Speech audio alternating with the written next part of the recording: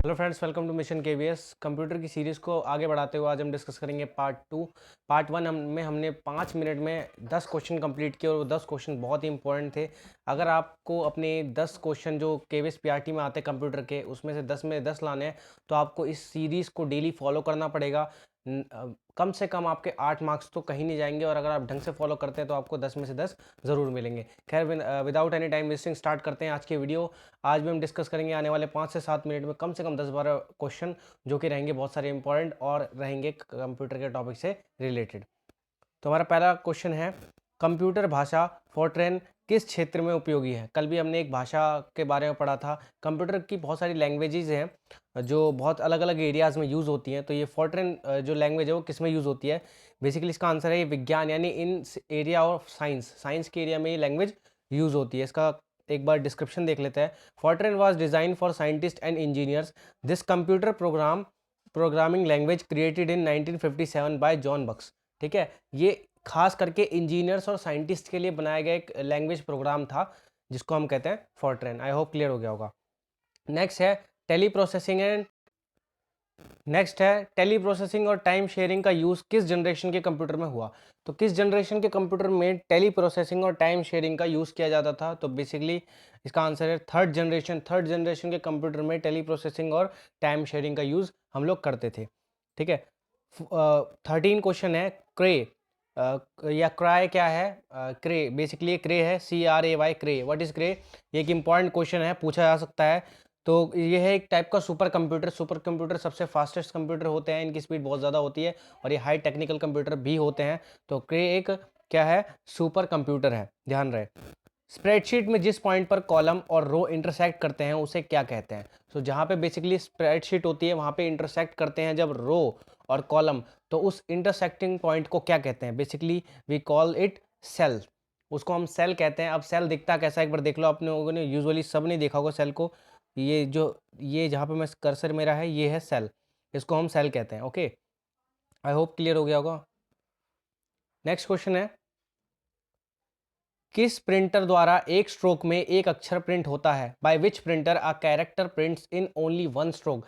एक स्ट्रोक में एक अक्षर या एक वर्ण प्रिंट होता है, ऐसा कौन सा प्रिंटर है? उसका नाम बताइए। तो उसका नाम है basically dot matrix printer. Dot matrix printer दिखता कैसा है, मैं इसका एग्जांपल दिखा सकता हूँ। Basically this is the dot matrix printer. आप इसको ध्यान से देख सकते हैं, जूम कर दिया मैंने। नेक्स्ट क्वेश्चन है, What is the data or information used to run a computer?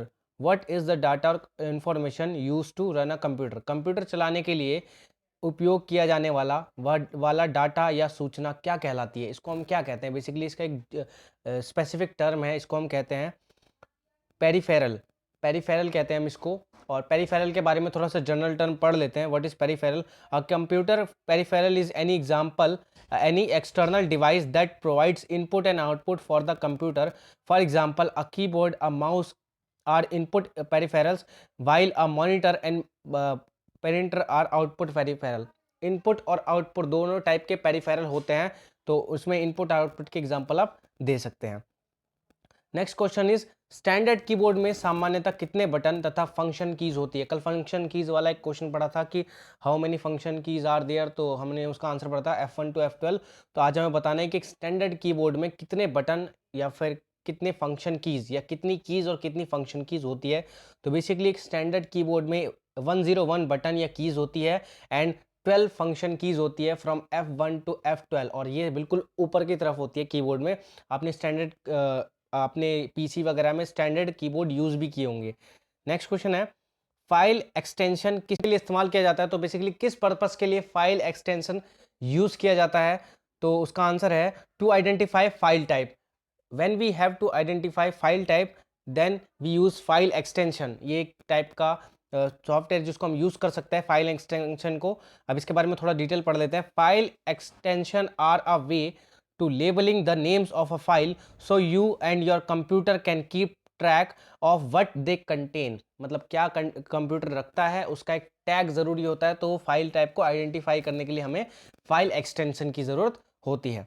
Next is, what is the full form of EDP? EDP एक इंपॉर्टेंट क्वेश्चन है, पूछा जा सकता है, लगता है इजी है बट हमें फुल फॉर्म भी याद होनी चाहिए।